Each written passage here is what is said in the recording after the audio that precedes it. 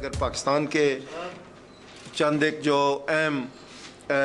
مسائل ہیں ان پہ تھوڑی بات کر لوں. ایک تو سب سے اہم مسئلہ جو آج جس پہ پوری قوم کی نظریں جو ہے وہ لگی ہوئی ہیں وہ آج کا جو سپریم کورٹ کے اندر پرائم منسٹر جناب یوسف رضا گیلانی صاحب کے حوالے سے جو ایک لگا ہے پتہ کہ وہ سپریم کورٹ کے بینچ نے کوئی فیصلہ کیا ہے اور وہ فیصلہ انہوں نے محفوظ کیا ہے اور وہ کہہ رہے ہیں کہ بھی وہ 2 دن بعد اس کا اعلان کریں گے. تو اس کے حوالے سے میں سمجھتا ہوں کہ یہ جو پاکستان کی سپریم کورٹ ہے اور پاکستان کی جو ہائی جوڈیشری ہے یہ اس پر بڑے کڑے امتحان کا وقت ہے. اور یہ اس وقت وہ پوری قوم پوری دنیا بلکہ اس کے ساتھ ساتھ تاریخ جو ہے اور تاریخ دان جو ہے وہ بھی بڑے غور اور توجہ سے ان کی طرف دیکھ رہا ہے کہ ہماری جوڈیشری جو ہے اس وقت جب کہ ہمارا ملک ایک بڑے کرٹیکل دور سے گزر رہا ہے, بڑے مشکل صورتحال ہے وہاں پر بعض حوالوں سے, تو اس میں جوڈیشری جو ہے کس طریقے سے کتنی ذمہ داری کے ساتھ کتنی حب الوطنی کے ساتھ جو ہے وہ اپنے فیصلے قوم تک پہنچاتی ہے. تو اس کا ہمیں انتظار رہے گا, چونکہ دوستوں کو یہ پتہ ہوگا کہ جوڈیشری کے حوالے سے بعض حلقے یہ بات کرتے رہتے ہیں کہ جوڈیشری نے جب سے ایک آزاد جوڈیشری قائم ہوئی اور اس آزاد جوڈیشری نے سنبھالا جس میں پاکستان کی تمام پولیٹیکل پارٹیز نے, پاکستان کے تمام مختلف افکار اور نقطۂ نظر رکھنے والے لوگوں نے حصہ لیا. سب سے زیادہ پاکستان کی جوڈیشری کو بحال کرنے میں اگر قربانیاں دیں تو وہ پاکستان پیپلز پارٹی کے کارکنوں نے اور پاکستان پیپلز پارٹی کے رہنماؤں نے دی. سب سے زیادہ ہمارے لوگ شہید ہوئے. اور اس کے ساتھ ساتھ یہ ہوا کہ جو آزاد خیال پاکستان کے لوگ تھے جن میں ہماری کرد صاحب تھے, ہمارے بلوچستان سے آسما جیلانی تھیں, اس طرح بہت سارے دوسرے لوگ تھے, بیرسٹر اعتزاز حسن تھے جنہوں نے بڑی دلیری کے ساتھ اس پوری تاریخ کو جو ہے وہ لیڈ کیا اور یہ آزاد جوڈیشری ہوئی. اور یہ جوڈیشری جو ہے اس نے ابھی ہمیں جو ہے وہ اس اہم موقع پر بتانا ہے قوم کو کہ وہ کس طریقے سے اس پہ آتے ہیں. چونکہ ایک حلقہ جو ہے پاکستان میں یہ سمجھتا ہے کہ پاکستان کی جوڈیشری جو ہے وہ ایک خاص نقطۂ نظر جو ہے اس کے لوگوں کو ابھی تک جو ہے وہ فیڈ کر رہی ہے. اس کی وجہ یہ ہے کہ جتنے بھی کیسز جو ہیں اس وقت آپ کو پتہ ہے کہ پاکستان کی ہائی کورٹس میں اور سپریم کورٹ میں ہزاروں کے حساب سے کیسز جو ہے وہ پینڈنگ میں ہیں, لیکن جو ہے ہماری جوڈیشری نے صرف چند ان کیسز کو ہاتھ ڈالا ہے جو ہائی پروفائل, جن میں میڈیا جو ہے روز ان کو صبح شام پلے کرتا ہے, صرف ان کیسز کو چنا ہے. اس کے ساتھ ساتھ جو ہائی پروفائل کیس تھے ان کو بھی بڑے سلیکٹیو طریقے سے لوگوں کا خیال ہے کہ اس چنا گیا ہے. جن ایسے کیسز تھے کہ جو صرف ایک طرف کے کیس تھے, جو موجودہ حکومت کے حوالے سے یا پاکستان پیپلز پارٹی کے حوالے کیسز تھے ان کا انتخاب کیا گیا, اور جو دوسرے کیسز تھے ان میں کتنے سالوں سے یا ان کو ہاتھ ہی نہیں ڈالا گیا, اور اگر ہاتھ ڈالا گیا ایک آدھ کیس میں تو ان کو بھی ابھی وہ بڑے آرام سے اس کو وہ سامنے نہیں لا رہے. مثلا اس میں مثال میں دے سکتا ہوں, مہران بینک کا جو سکینڈل تھا اس کی میں بات کر سکتا ہوں. تو اس حوالے سے ہم سمجھتے ہیں, ہماری امید ہے اور ہماری درخواست بھی ہے کہ پاکستان کی سپریم کورٹ اس وقت ملک پاکستان کو جو ہے وہ اس ذمہ داری کے ساتھ ان کو آگے لکھنا چاہیے. آج آپ نے سنی ہوگی کہ ایک تو جو بیرسٹر تھے اعتزاز حسن جو کہ یوسف رضا گیلانی صاحب کے وکیل تھے, ایک تو وہ دلیلیں دیتے رہے ہیں کہ بھئی یہ کوئی کیس جو ہے اس میں کوئی انہوں نے توہین عدالت نہیں کی, اور انہوں نے آئین کی پاسداری کی ہے پرائم منسٹر نے. لیکن آج کی جو اہم ڈیولپمنٹ تھی اس میں جو عرفان قادر جو کہ اٹارنی جنرل تھے, جو کہ پروسیکیوٹر جنرل تھے اس کیس میں, اور جنہیں خود سپریم کورٹ نے منتخب کیا تھا کہ وہ عدالت کی معاونت کریں, تو آج انہوں نے بڑا واضح طور پر کہا ہے کہ پرائم منسٹر نے کوئی قانون نہیں توڑا,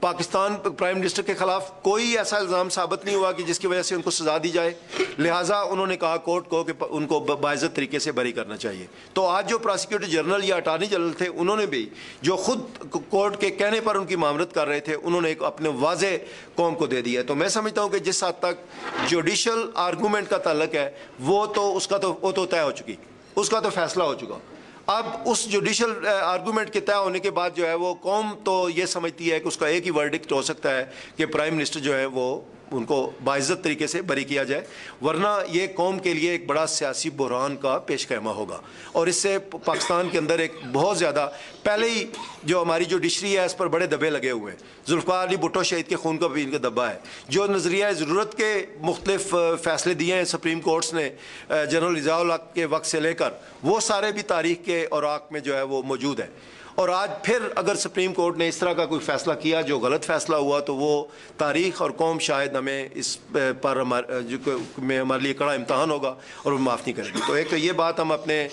جذبات یا اپنے خیالات جو تھے وہ آپ کے ذریعے ہم پاکستان کی جوڈیشری پر اور جو مقتدر حلقے ہیں ان تک پہنچانا چاہتے ہیں کہ یہ بڑا ذمہ داری کا وقت ہے اور اس کو ذمہ داری سے پورا کیا جائے۔ ہم سب کو پتہ ہے کہ پاکستان کے اندر کچھ حلقے ایسے ہیں جو ملک میں جمہوریت کو ڈی ریل کرنے کے لیے آئے دن سازشیں کرتے رہتے ہیں۔ کچھ لوگوں کو یہ بات پسند نہیں ہے کہ پاکستان میں جمہوریت کا سفر جاری رہے، لیکن جو پاکستان کا انڈیپینڈنٹ جرنلسٹ ہے، دانشور ہے، جو پاکستان کا جو ہے وہ ناقد ہے انڈیپینڈنٹ، وہ یہ سمجھتا ہے کہ آج اگر ہمارے ملک میں اندر غربت ہے، آج اگر وہاں پر الٹریسی ہے، آج اگر وہاں پر ان امپلائمنٹ ہے، آج اگر وہاں پر ٹیررزم ہے، تو اس کی بنیادی وجہ یہ ہے کہ ہم نے پاکستان میں جمہوریت کو نہیں چلنے دیا، اور بار بار جو آرمی کے آمر اور تالے آزمات تھے انہوں نے آ کے اس سلسلے کو اپروٹ کیا، اور اس کی وجہ سے آج ملک مشکل حالات کا شکار ہے۔ اور اب یہ بڑا ضروری ہے قوم کے لیے، اگر پاکستان نے اقوام عالم میں ایک زندہ خود مختار قوم کے طور پر زندہ رہنا ہے، آگے نکلنا ہے، ملک کو خوشحال ہونا ہے، تو اس کی بنیادی شرط ہے کہ ملک کے اندر جمہوریت کا سفر جو ہے وہ چلتا رہے، اور وہ قوتیں، وہ حلقے چند ایک جو پردہ نشین جو جمہوریت کے خلاف سازشیں کر رہے ہیں ان کو ناکام نہیں ہونی چاہیے، اور پاکستان کی میجارٹی کو، پاکستان کے ان لوگوں کو میں سمجھتا ہوں کہ جو ملک کے اندر جمہوریت کے سفر کو جاری رکھنا چاہتے ہیں ان کی کامیابی جو ہے وہ پاکستان کی بقا کی ضمانت ہے۔ تو یہ ایک امپورٹنٹ بات جو تھی میں آپ تک کرنا چاہ رہا تھا۔ یہ بھی آپ کو پتہ ہے کہ اس وقت جو میں بات کرنا چاہوں گا کراچی اور گلگت کے حوالے سے، کہ گلگت میں جو ہے وہ پچھلے ایک دو مہینے سے چند ہفتوں سے جو وہاں پہ واقعات ہوئے ہیں، اس پر سب سے پہلے تو جو میں سمجھتا ہوں کہ جو وہاں پر دہشت گردوں نے قتل عام کیا، اور خاص کر چونکہ وہاں پر شیعہ منارٹیز کو جو ہے وہ کیا گیا، ٹارگٹ کلنگ تھی، اس کی ہم سختی سے مذمت کرتے ہیں، اور یہ انتہائی درندگی اور ایک ملک کو ڈیسٹیبلائز کرنے کی ایک سازش تھی۔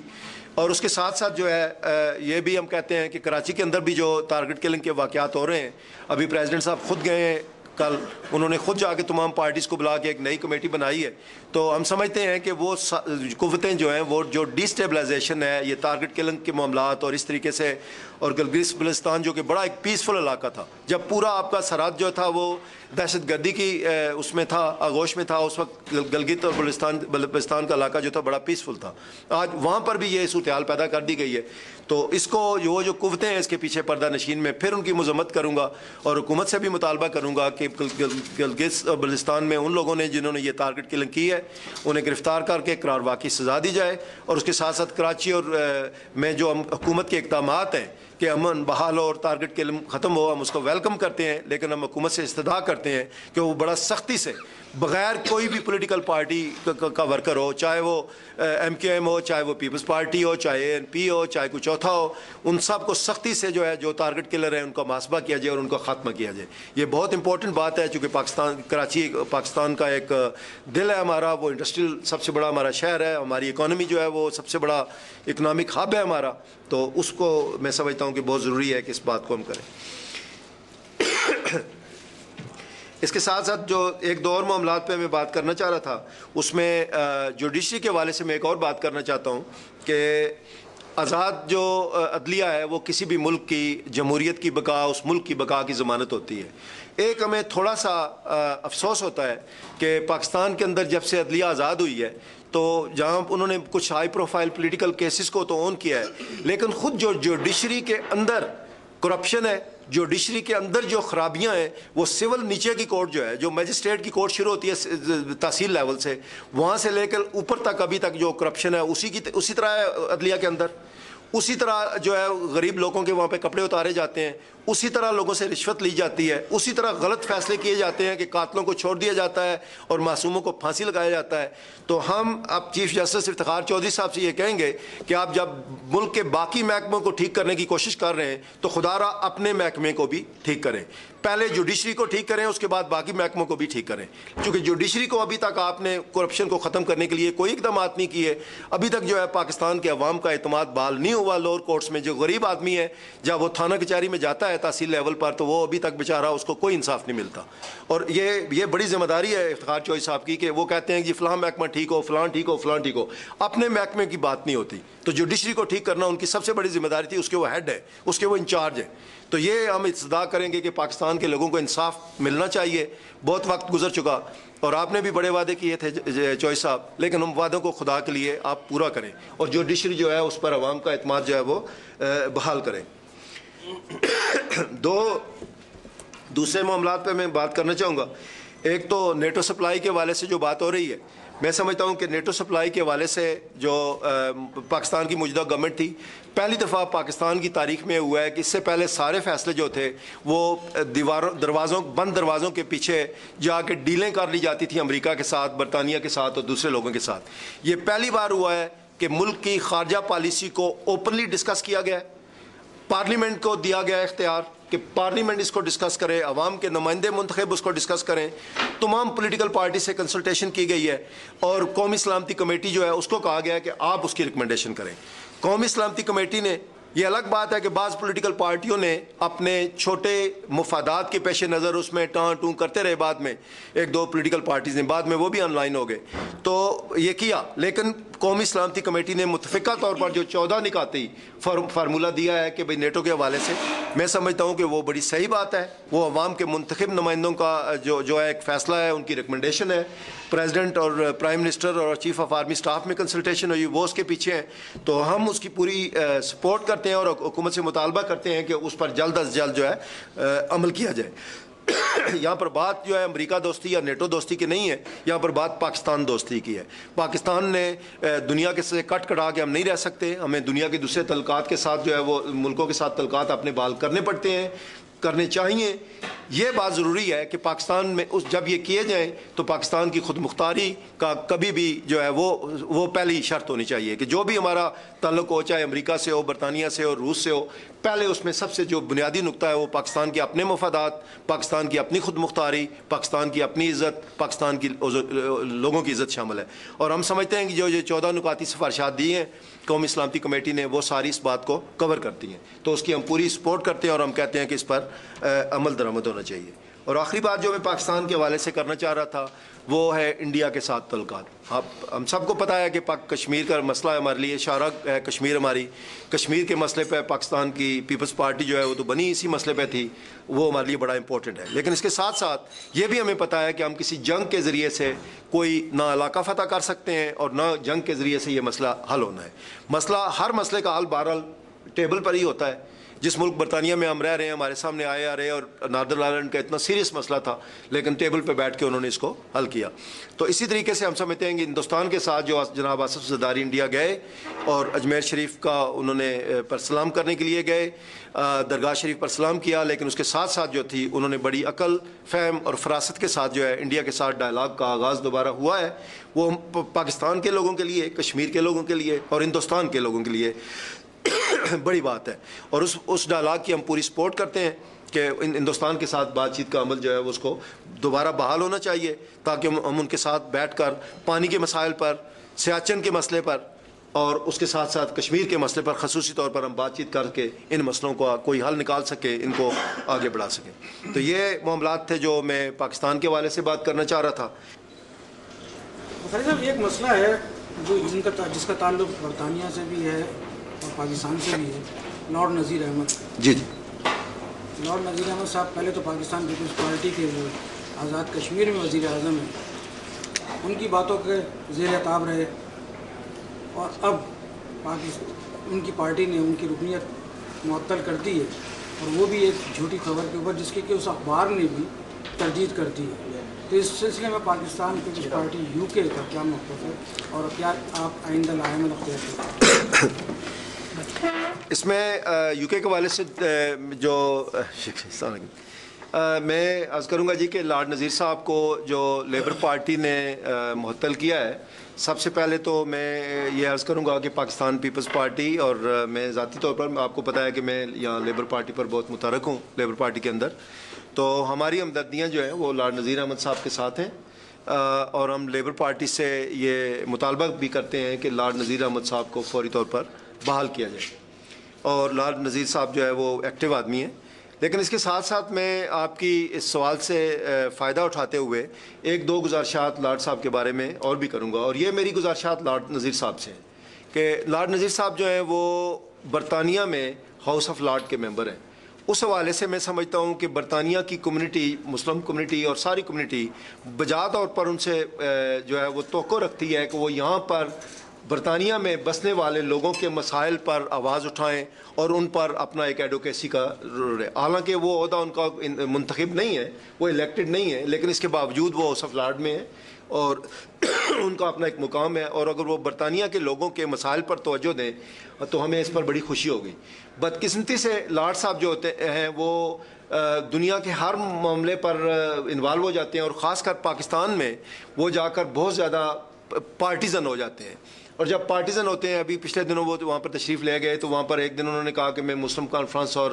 مسلم لیگ نون کی صلح کراؤں گا، دوسرے دن انہوں نے جناب آصف زرداری صاحب پر اور یوسف رضا گیلانی صاحب پر جو اٹیک کرنے شروع کر دیے، تو اس سے میں سمجھتا ہوں کہ لارڈ صاحب کی حیثیت میں فرق آتا ہے، اور اس میں وہ جب یہ پارٹیزن، اگر تو لارڈ صاحب مسلم لیگ نون میں شامل ہو جائیں تو ہمیں کوئی اعتراض نہیں ہے، یہ ان کا سیاسی حق ہے، ہم ان کا احترام کریں گے، لیکن اگر وہ آزاد رہ کر، انڈیپینڈنٹ رہ کر ایک لیبر پیئر کے طور پر جو ہے وہ پاکستان کے معاملات میں بہت زیادہ پارٹیزن رول نہ اختیار کریں، تو میں سمجھتا ہوں کہ اس سے ان کی عزت میں بھی اضافہ ہوگا، اور ہم جو برطانیہ میں ان کے اور ویل وشر ہیں خواہ، ہمیں بھی اس بات پہ خوشی ہوگی۔ وہ ٹو مچ اپنے آپ کو انوالو کر لیتے ہیں نیگیٹو مسائل میں، اور وہ شاید وہ نہ کریں۔ کوئی اور دوست جی اگر کوئی سوال کرنا چاہے؟ چلے میں ایک اور سوال کرتا ہوں کہ آپ ہی کی پارٹی کے ایک لیڈر ہیں، وزیر داخلہ ہیں رحمان ملک صاحب، وہ بھی کچھ کم لارڈ نذیر احمد کی طرح آپ نے توجہ دلائی ہے، وہ بھی کچھ کم نہیں ہے ویسے۔ ابھی انہوں نے کل بیان دیا ہے کہ کراچی میں Pakistan Peoples Party, ANP، MQM سارے بھتہ خور ہیں، کل کو اگر اس کا نتیجہ کچھ اور نکلا تو پھر کیا ہوگا؟ میرا خیال ہے کہ ان کا وہ بیان میں نے سنا ہے، میرا خیال ہے کہ وہ بیان شاید میں تھوڑا سا آپ سے اگر معذرت کے ساتھ اور ادب کے ساتھ تھوڑا سا اختلاف کروں، شاید وہ یہ کہہ رہے تھے جو ایک حقیقت ہے کہ وہاں پر جو بہت ساری خرابیاں ہو رہی ہیں اس میں سب پارٹیوں کے کچھ نہ کچھ لوگ کسی نہ کسی حوالے سے ان کا حصہ ہے، اور سب کو چاہیے کہ یہ کام نہ ہو، تو اس حوالے سے ایک طریقے کے ان کی دیانتداری کی سٹیٹمنٹ بھی ہے، ورنہ ہوتا دیا ہے کہ اپنی پارٹی کے بارے میں لوگ بات نہیں کرتے اور دوسروں پر اٹیک کرتے ہیں۔ ملک صاحب واقعی بہت سارے بیان دیتے ہیں، یہ میں آپ سے اتفاق بھی کرتا ہوں، لیکن اس بیان میں غالباً انہوں نے یہ کہا ہے کہ بھی کراچی کے حالات کو کنٹرول کرنے کے لیے جو ہے وہ ساری پارٹیوں کو ذمہ داری کا احساس کرنا پڑے گا، سب کے اگر کچھ لوگ ہیں تو سب کو کنٹرول کرنا پڑے گا، چونکہ یہ ساری پارٹیاں کوشش یہ کرتی ہیں کہ دوسرے لوگوں پر انگلیاں اٹھاتی ہیں اور اپنے لوگوں کو کہتی ہیں کہ جاؤ جو مرضی کرو، تو یہ شاید جب تک پالیسی چلتی رہے گی، کراچی جو ہے ہمارا خوبصورت شہر ہے، وہ شاید وہاں پہ امن کام کرنا مشکل ہوگا، لیکن ابھی میں سمجھتا ہوں زرداری صاحب نے اس پر بڑا اہم سٹیپ لیا ہے، ساری پارٹیوں کی ایک کمیٹی بنائی ہے اور کہا ہے کہ یہ بلا تفریق جو ہے سب کو پکڑا جائے گا، بلا تفریق جو ہے وہ ٹارگٹ آپریشن ہوں گے اور ہم کسی کو معاف نہیں کریں گے، تو یہ شاید بہتر بات ہے۔